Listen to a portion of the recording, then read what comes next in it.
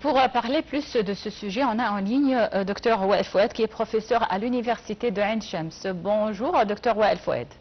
Bonjour.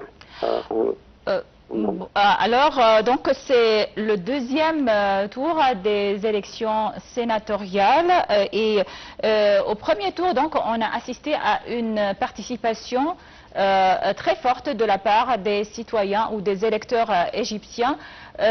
Quelles sont vos prévisions pour ce second tour des élections sénatoriales, alors que ce second tour se déroule dans 5 gouvernorats seulement de l'Égypte? Oui, exactement, 5 gouvernorats seulement, avec un nombre très limité de candidats. Et c'est le second tour, c'est-à-dire que la liste affiliée à l'État a été acceptée par acclamation, donc c'est terminé.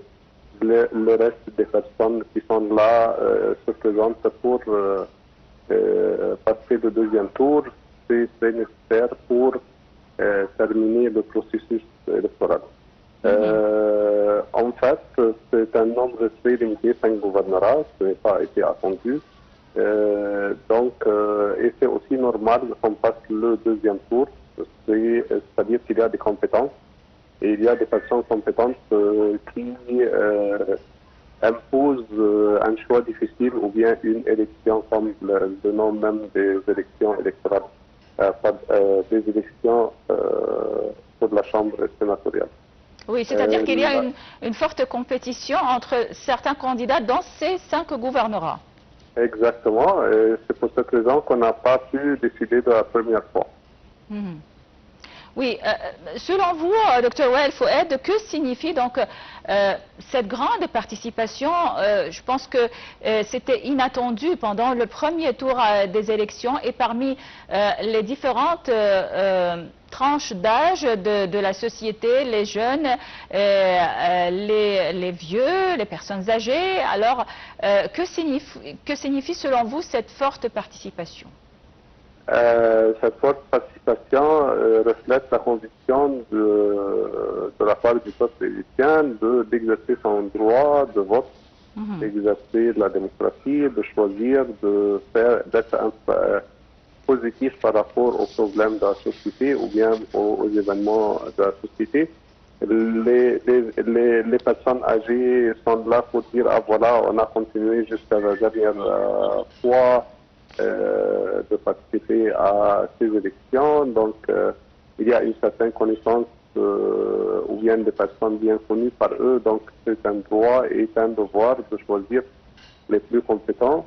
Pour les jeunes, c'est un exercice de droit de l'homme, de voir, de créer et d'observer l'évolution de la démocratie en Égypte.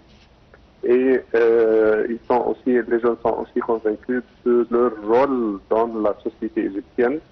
Et à un certain temps, peut-être certains parmi eux se présentent pour les élections de la même chambre sénatoriale dans quelques années.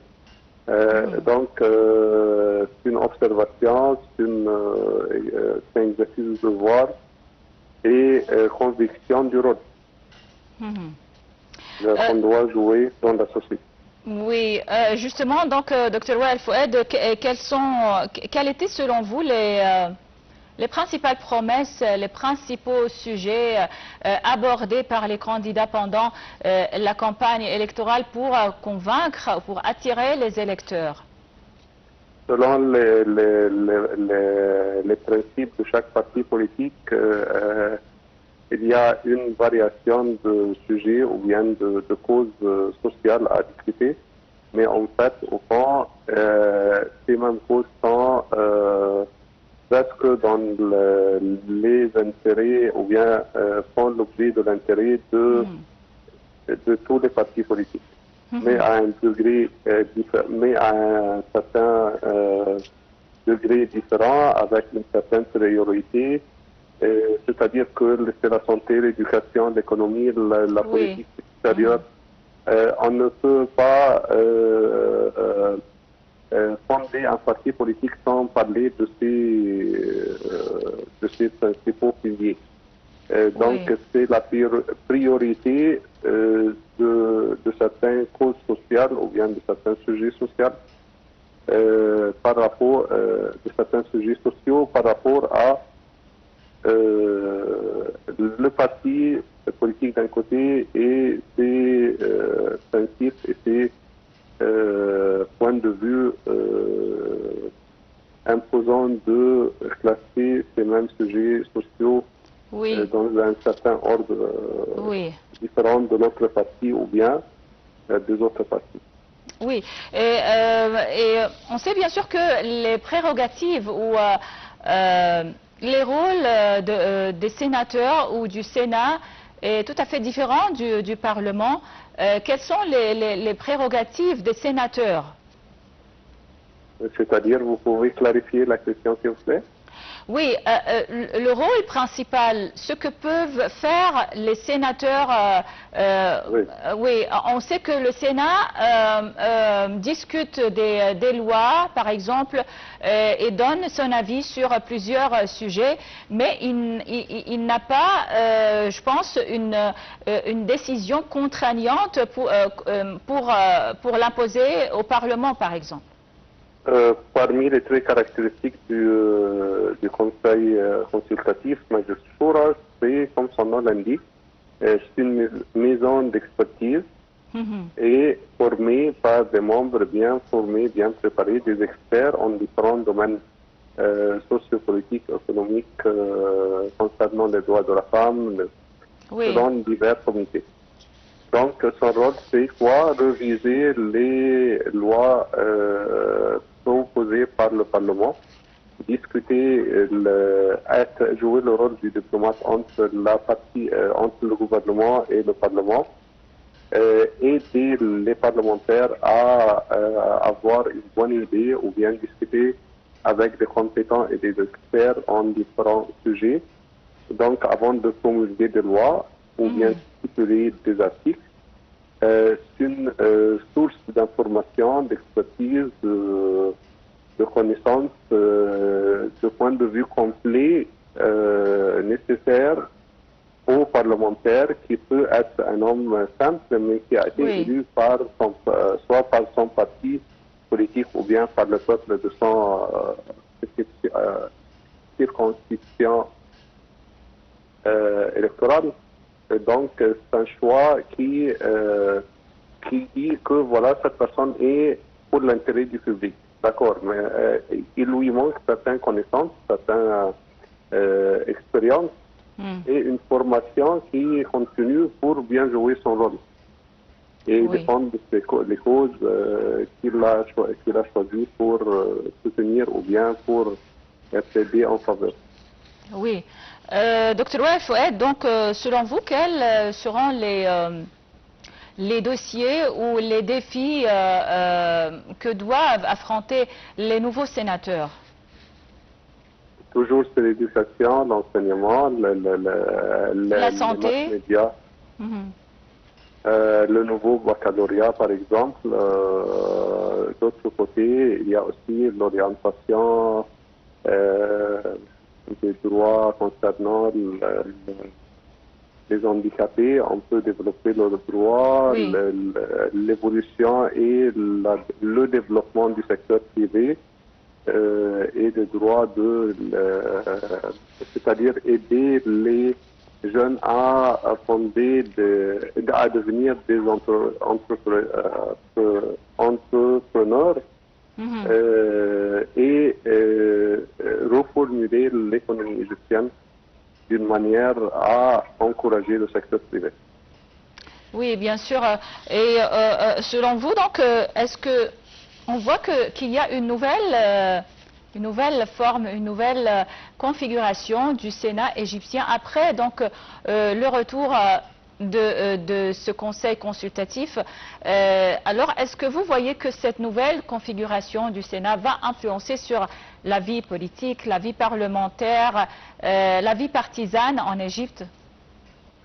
Normalement, oui, c'est son rôle. Et ce rôle n'a pas, même s'il a été annulé pour un certain temps, Mais d'après l'histoire de l'Égypte, à partir de 1860 à peu près, cette chambre, haute chambre, a été fondée en vue d'aider le Parlement, aider le gouvernorat, le président, les trois conseils exécutifs, législatifs et pour bien former ou bien pour arriver à aboutir à une nouvelle ou bien une bonne vie pour tout citoyen.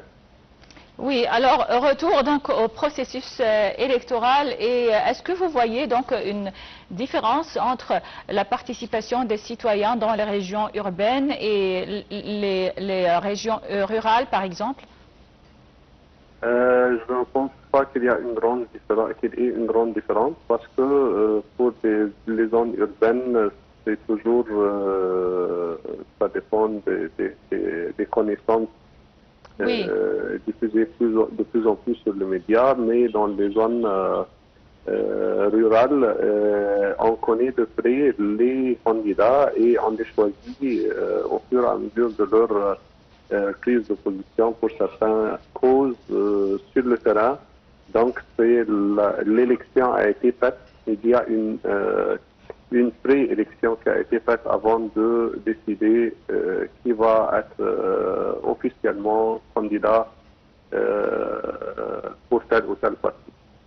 Oui, comme vous le savez, donc le deuxième tour du scrutin sénatorial se déroule dans 5 gouvernorats. Selon vous, quels sont les gouvernorats où la compétition est très forte, les plus importantes gouvernorats lors de ce scrutin sénatorial? Je pense que Ismaïlia et Beni Suef Oui. sont deux gouvernorats très importants. Ismaïlia, c'était la grande ville des personnes qui se sont sacrifiées pour l'Égypte lors du 25 janvier 1952. Et c'est une ville très politique, une ville qui a aussi besoin de plusieurs grands projets économiques. Et ce sont les héros qui défendent la côte égyptienne devant le canal de Suez. Et pour le Beni Suef, c'est le début de la Haute-Égypte. Donc il y a là-bas aussi des activités concernant l'agriculture très importantes pour l'Égypte d'un côté, et il y a aussi plusieurs usines qui ont été fondées par des grands marques comme, je ne veux pas citer des grandes marques, mais c'est une zone économique nouvelle et privilégiée et qui aide à fonder plusieurs entreprises internationales ou bien à élaborer de nouveaux projets pour favoriser le déploiement de la main-d'œuvre. Donc, ce sont deux côtés, deux points très importants. Oui, et pour l'autorité nationale des élections, est-ce que comment vous évaluez le rôle de l'autorité nationale des élections en ce moment, son rôle de suivi des élections sénatoriales, que ce soit à l'étranger ou en Égypte? Et l'autorité nationale des élections a tenu à former les ambassadeurs et les consuls pour poursuivre le processus électoral comme s'ils étaient des juges compétents en la matière. C'est-à-dire, l'autorité nationale a préparé, a formé les ambassadeurs et les consuls. Et c'est à eux de déclarer, d'afficher officiellement les résultats après avoir vérifié les urnes et la participation des électeurs. et d'acclamer ou bien de déclarer définitivement son retour à l'autorité au Caire, les résultats définitifs. Donc, c'est comme ils font partie de l'autorité nationale, ce qui est nouveau. La numérisation aussi, à travers, pour la déclaration, pour la base de données des électeurs, ont été bien préparées et révisées pour éliminer les personnes qui n'ont pas droit de voter, les personnes mortes, les personnes qui ont commis des crimes, par exemple, et qui ont exclu de ces listes des électeurs. Oui. Ma dernière question, docteur Wael Fouad, concernant donc la conscience, le niveau de conscience des électeurs égyptiens. Comment donc vous avez observé ce niveau de conscience chez les électeurs égyptiens? Le niveau de conscience a toujours besoin d'être sensibilisé, d'être bien orienté, de se voir ou bien d'être assuré, ou bien, ce que je veux dire, c'est-à-dire que d'être sûr et certain de la transparence des résultats, de la transparence des différentes étapes du processus électoral. Oui. Donc, au fur et à mesure que les étapes sont bien poursuivies, sont bien claires, la transparence augmente toujours avec le temps. On obtient notre niveau devient de plus en plus élevé et on est attiré à voter et à déclarer parce qu'on sait très bien que la transparence et la déclaration est faite selon ce qui a été fait par les électeurs clairement et officiellement sans aucune modification parce que dans les années 70, 80 et 90, l'Égypte a passé par de durs moments concernant la modification des résultats des élections pour obtenir 99% et que voilà, toutes les personnes ont voté, même les personnes mortes, même les vieux, même. Donc, cette sensibilisation à la clarté, la transparence et l'objectivité et la neutralité aussi des autorités compétentes élève ce niveau de conscience et encourage le peuple à participer et à passer le temps dans ces langues